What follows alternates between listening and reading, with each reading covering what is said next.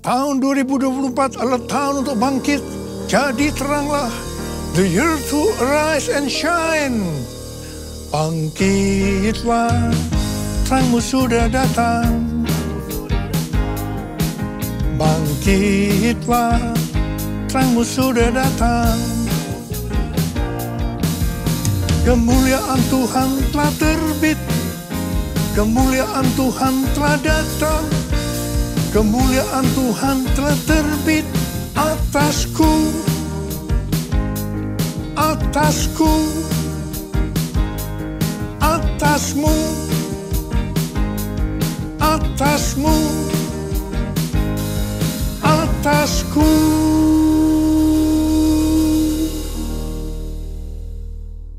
Menjadi terang itu artinya konsisten. Tidak kadang-kadang terang atau kadang-kadang gelap, tetapi harus terus-menerus menjadi terang. Karena itu seperti yang dituliskan dalam Imamat 6 ayat 12 dan 13, bahwa api di atas mezbah harus dijaga tetap menyala. Jangan sampai padam. Api yang dijaga supaya tidak padam adalah yang pertama, api Roh Kudus. Yang kedua, api kasih. Dan yang ketiga, api doa, pujian, dan penyembahan. Supaya api tidak sampai padam, maka harus memperhatikan hal-hal sebagai berikut. Yang pertama, senantiasa dalam kondisi penuh Roh Kudus. Yang kedua, harus dijaga dalam kondisi kasih yang semula. Dan yang ketiga, banyak sembahyang. Artinya, terus berada dalam hadirat Tuhan melalui doa, pujian, dan penyembahan. Dan taat terhadap perintah Tuhan. Hal yang kedua, menjadi terang artinya hidup berjaga-jaga. Seperti yang dituliskan dalam 1 Tesalonika 5 ayat 4-9. Bahwa kita adalah anak-anak terang dan anak-anak siang. Kita bukanlah orang-orang malam atau orang-orang kegelapan. Sebab itu baiklah kita jangan tidur seperti orang-orang lain. Tetapi berjaga-jaga dan sadar. Berbaju sirahkan iman dan kasih. Dan berketopongkan pengharapan keselamatan. Karena Allah tidak menetapkan kita untuk ditimpa murka.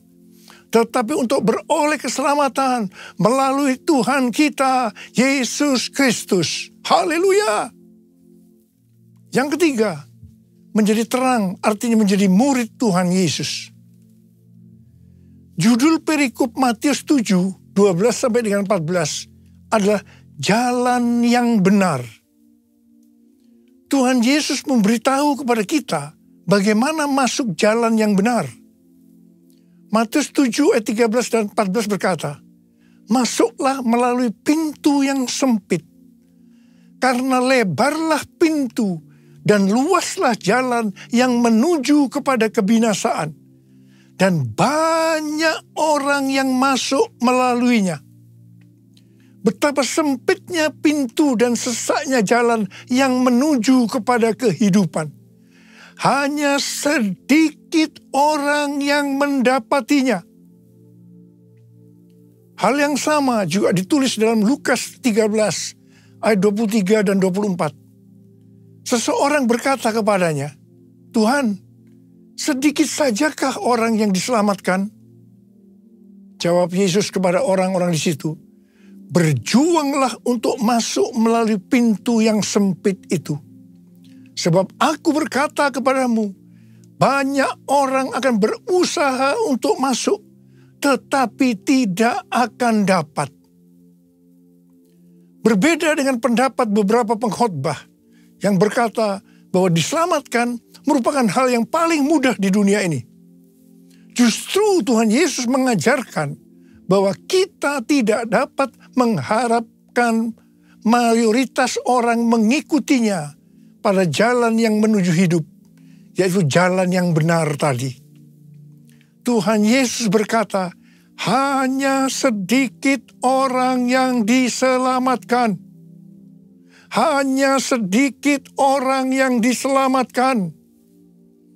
Yang diselamatkan hanya orang-orang yang masuk melalui pintu pertobatan sejati dan menyangkal diri untuk mengikut Yesus serta benar-benar berusaha untuk mentaati perintahnya dan sungguh-sungguh mencari kerajaan Allah dan kebenarannya, serta bertahan sampai akhir dalam iman, kesucian, dan kasih sejati. Tuhan Yesus berkata bahwa kita harus berjuang untuk masuk melalui pintu yang sempit itu. Artinya sesuai dengan Filipi 2 ayat 12 yang berkata, karena itu tetaplah kerjakan keselamatanmu dengan takut dan gentar. Di sini tidak berlaku apa yang banyak didengungkan, bahwa sekali selamat tetap selamat. Memang keselamatan itu kita dapatkan karena kasih karunia Tuhan, bukan karena perbuatan baik kita. Ini harus kita responi dengan iman. Dalam mengerjakan keselamatan itu harus dengan takut dan gentar, berusaha sungguh-sungguh. Sekali lagi, ini bukan dengan kekuatan kita, tetapi dengan kuasa Roh Kudus. Karena kita mau dengan sungguh-sungguh untuk berjalan di jalan yang benar tadi. Menjadi murid Tuhan Yesus adalah mereka yang berjuang untuk masuk melalui pintu yang sempit itu. Tugas utama kita sebagai orang percaya adalah menyelesaikan amanat agung yang menjadikan semua bangsa sebagai murid Tuhan Yesus. Hanya murid yang bisa memuridkan. Karena itu, kita harus menjadi murid Tuhan Yesus. Hanya murid yang masuk surga. Sekali lagi saya mau katakan, hanya murid yang masuk surga. Jesus, I believe in you. Jesus, I belong to you. You're the reason that I live, the reason that I sing. Jesus, I believe in you. Jesus, I belong to you. You're the reason that I live, the reason that I sing. With all I am, I will worship you. I will worship you. I will worship you, Jesus.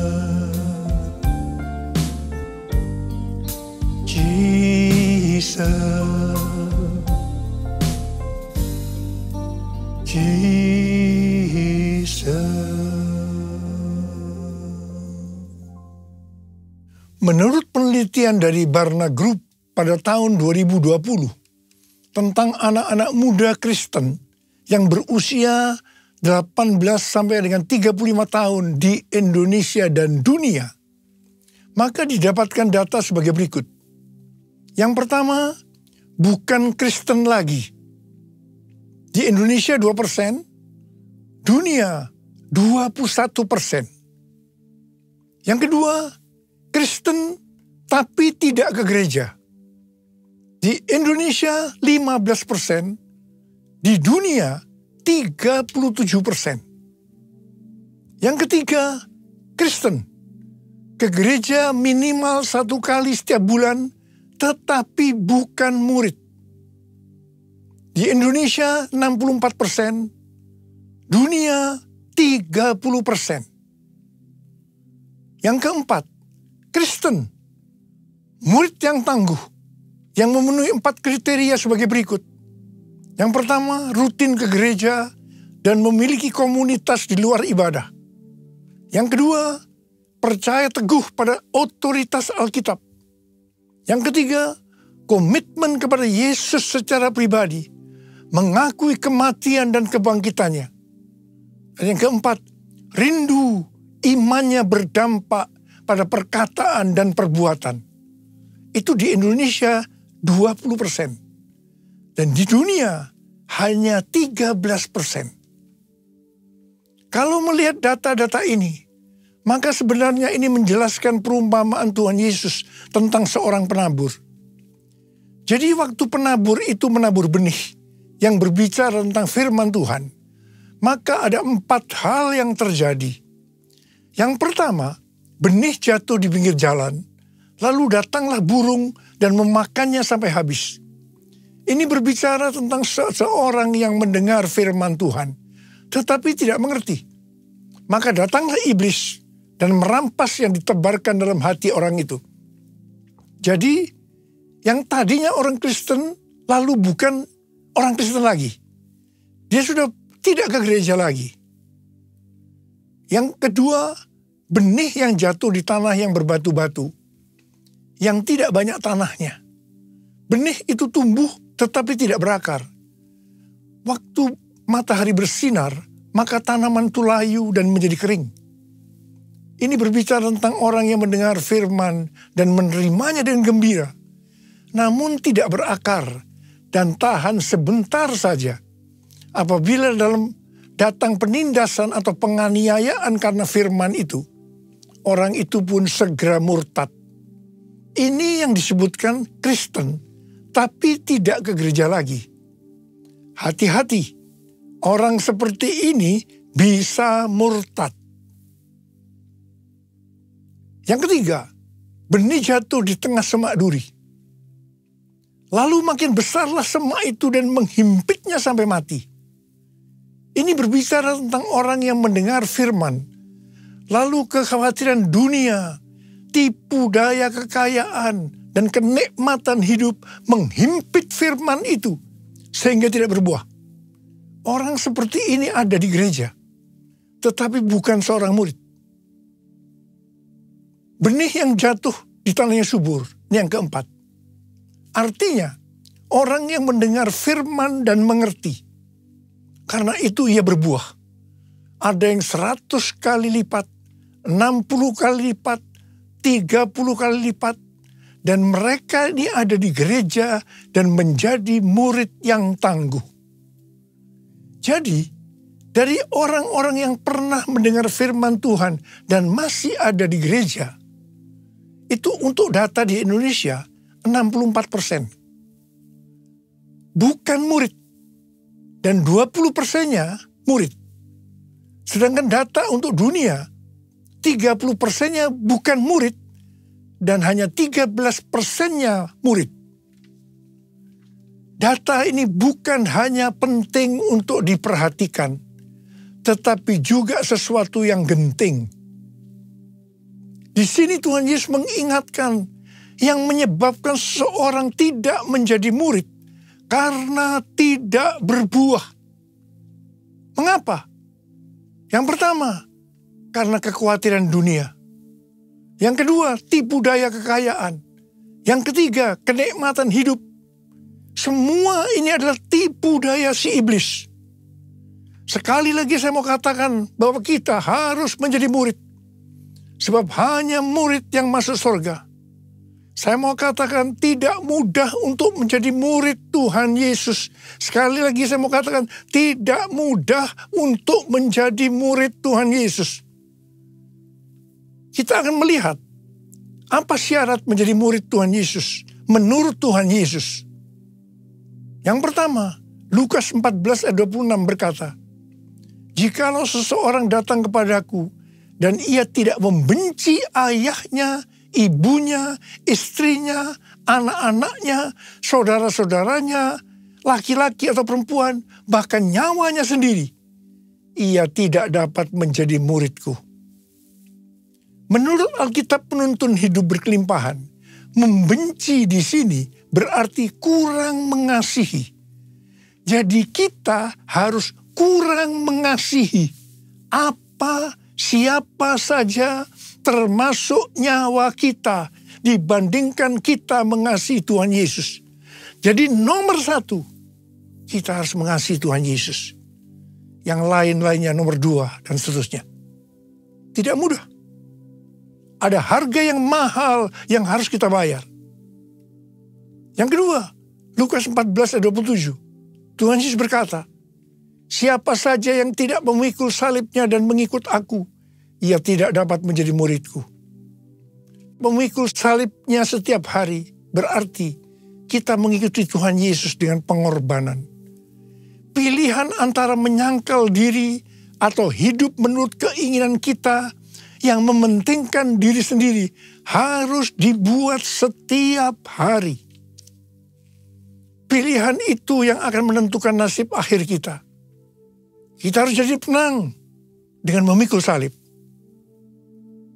Hal yang ketiga, Lukas 14 ayat 33, Tuhan Yesus berkata, demikian pula lah tiap-tiap orang di antara kamu yang tidak melepaskan dirinya dari segala miliknya, tidak dapat menjadi muridku.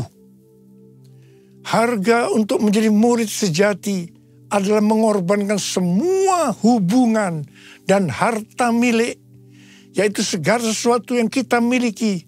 Mungkin itu materi, keluarga, kehidupan, cita-cita, rencana, dan kepentingan kita sendiri. Ini tidak berarti bahwa kita harus membuang semua yang kita miliki. Tetapi segala yang kita miliki harus diserahkan untuk melayani Dia. Dan kita berada di bawah tuntunannya. Menjadi seperti Kau, Yesus. Menjadi seperti Kau, Yesus. Menjadi sempurna dalam seluruh hidupku. Menjadi seperti Kau, Yesus. Menjadi seperti Kau, Yesus. Menjadi sempurna dalam seluruh hidupku. Dalam seluruh hidupku. Menjadi terang itu artinya kita harus menjadi terang dunia. Sesuai dengan Matius 5 ayat 14 sampai dengan 16. Maka kita adalah terang dunia.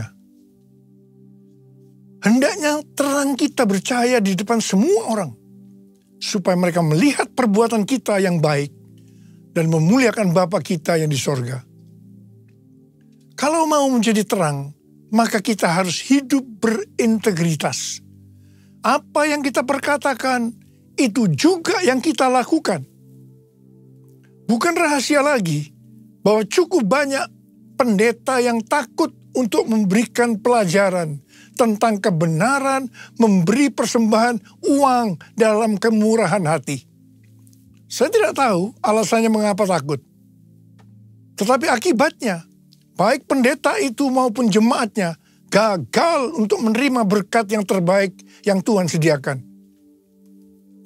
Sudah lebih dari 13 tahun, Tuhan berbicara kepada kita tentang persembahan sulung. Dari Amsal 3 ayat 9 dan 10 yang berkata, muliakanlah Tuhan dengan hartamu, dan dengan hasil pertama dari segala penghasilanmu. Maka lumbung-lumbungmu akan diisi penuh sampai melimpah-limpah, dan bejana pemerahanmu akan meluap dengan air buah anggurnya.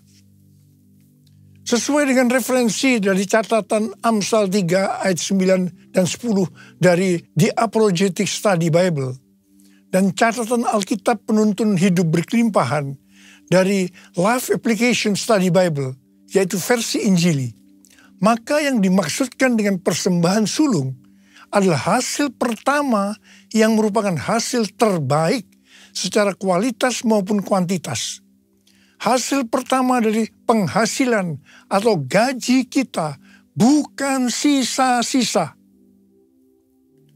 Persembahan sulung untuk tahun 2024 adalah seluruh penghasilan yang didapatkan pada bulan Januari 2024 yang diberikan pada bulan Februari 2024. Dalam Markus 12 ayat 41 sampai dengan 44, Tuhan Yesus sendiri yang menyinggung tentang memberikan persembahan dari seluruh penghasilan seorang janda miskin.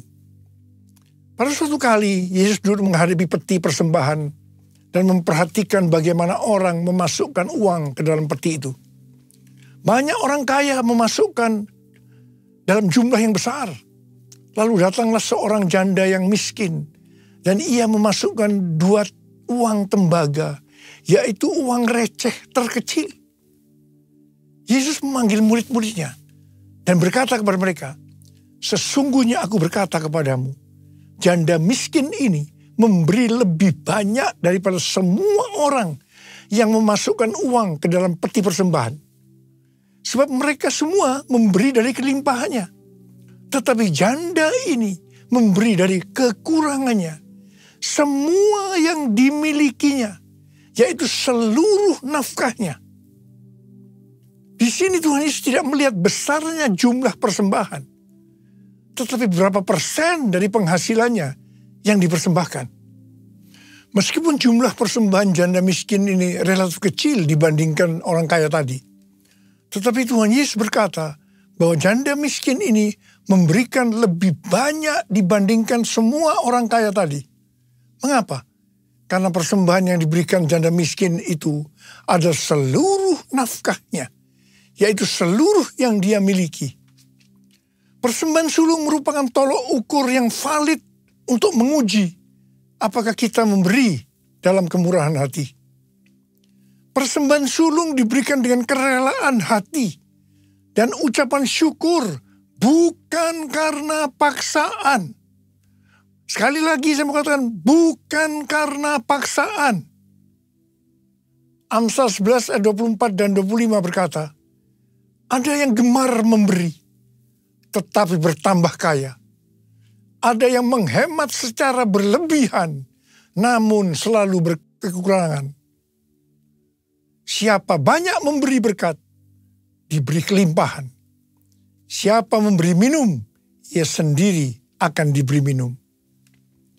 Sebagai bapak rohani dan hamba Tuhan, selama 13 tahun ini, saya bukan hanya mengajarkan tentang persembahan sulung, tetapi juga melakukannya. Tema khotbah untuk bulan Februari tahun 2024 ini adalah kita harus menjadi murid Tuhan Yesus. Ada berapa banyak di antara saudara yang berkata, "Tuhan, saya mau menjadi murid Tuhan Yesus. Saya mau menjadi murid-Mu ya Tuhan Yesus." Angkat tangan. Katakan bersama saya, "Ini aku Tuhan, utuslah aku, sampai generasiku diselamatkan. Ini aku Tuhan, utuslah aku, sampai generasiku diselamatkan. Sampai generasiku diselamatkan." Sekali lagi katakan, sampai generasiku diselamatkan. Mari kita angkat tangan kita. Kita berbahasa roh, sembah Dia. Uriala masyandara kana mayarala bala bala bala bala bala. Uriala bala bala bala bala bala bala bala bala bala. Sembah Dia. Berbahasa roh, berbahasa roh, berbahasa roh. Uriala kana mayarala bala bala bala bala bala bala bala bala. Rada bala bala. Tuhan, urapi kami semua. Urapi Tuhan anak-anak-Mu yang sudah mengangkat tangan mereka. Mereka berjanji saat ini Tuhan, kami mau menjadi murid Tuhan Yesus. Kami mau menjadi murid Tuhan Yesus. Terima pengurapan Tuhan, terima. Terima kasih Tuhan. Terima kasih. Dalam nama Yesus. Dalam nama Yesus. Amin.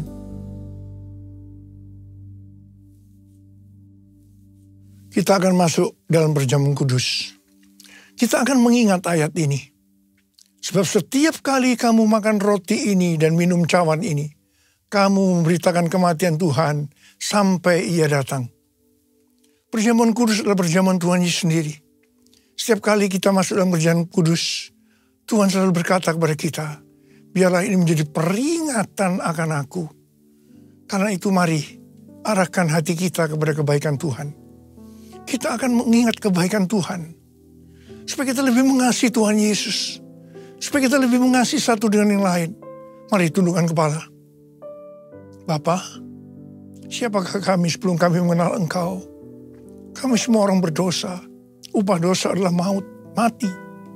Tapi Engkau yang tidak berdosa telah dijadikan dosa oleh karena kami. Engkau harus turun dari sorga mulia, mati ganti kami dengan penderitaan yang luar biasa. Sungguh kalau kami pikirkan betapa baiknya Engkau ya Aba. Engkau jadikan kami sebagai anak-anak-Mu. Engkau berkati, Engkau tuntun, Engkau bela, Engkau lindungi, Engkau sembuhkan hamba-Mu. Dan Engkau juga tegur kalau kami salah.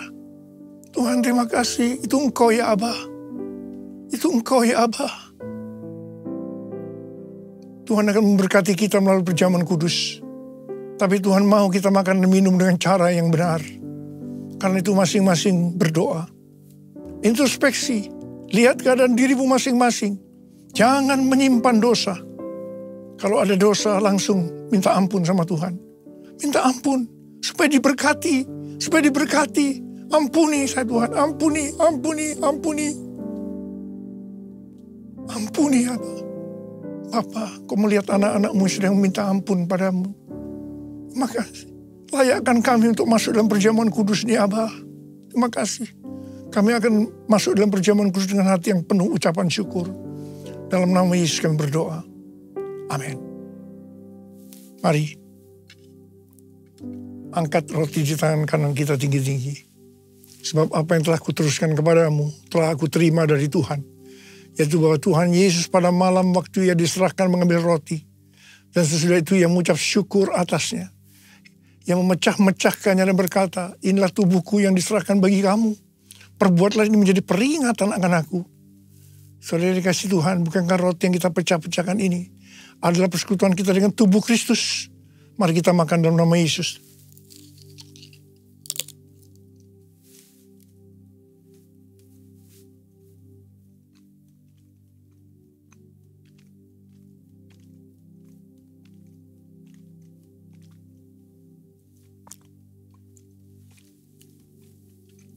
Angkat cawan di tangan kanan kita tinggi-tinggi.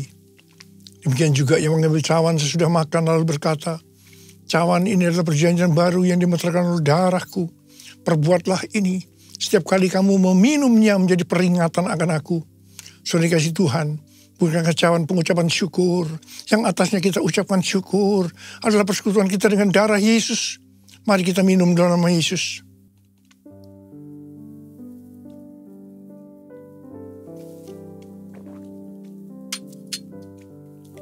Angkat tangan kita di hadapan Tuhan. Ucapkan syukur dan terima kasih dengan suara. Jangan diam. Tuhan terima kasih Tuhan. Kami bersyukur ya Tuhan. Kami bersyukur. Kami bersyukur ya Tuhan. Kami bersyukur ya Tuhan.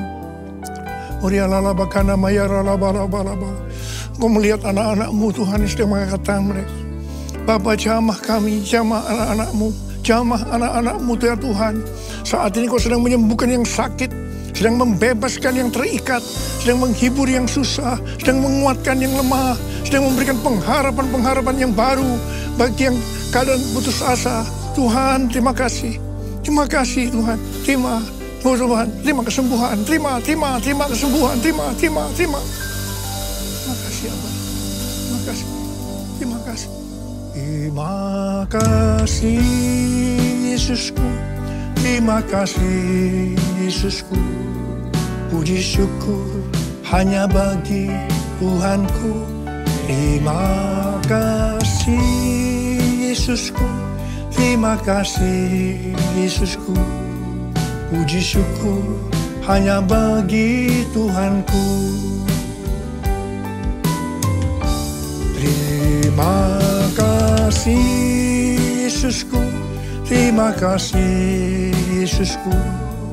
Puji syukur hanya bagi Tuhanku.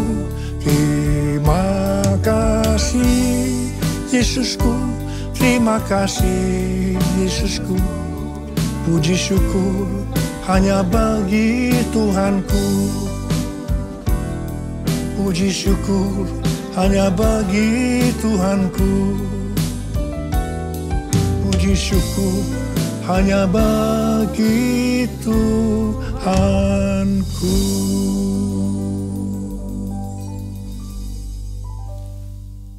Terimalah berkat Tuhan. Kasih karunia berlimpah-limpah daripada Allah Bapa di dalam Anak yang tunggal Yesus Kristus. Persekutuan yang manis dengan Roh Kudus menyertai kita semua mulai hari ini. Sampai Tuhan Yesus datang menjemput kita di awan-awan dan bahkan sampai selama-lamanya. Yang percaya bersama-sama katakan, amin.